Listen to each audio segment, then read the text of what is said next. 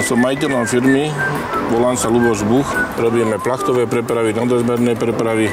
Plastíme asi 25 kamionov, tankujeme výlučne naftu OMV. Sme zákazníkom OMV asi 10 rokov. 8 rokov používame aditívovanú naftu. Odoberáme zhruba 80 až 90 tisíc litrov mesačne. Nedelu sa mi čas tankovania, koľko nafta menej pení.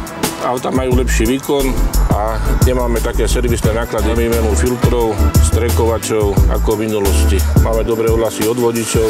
Potreba sa nám znížila asi tak o 1 až o 2 litre na 100 km a tým sa zvýšila aj produktivita firmy, nakoľko tá spotreba je výrazne lepšia.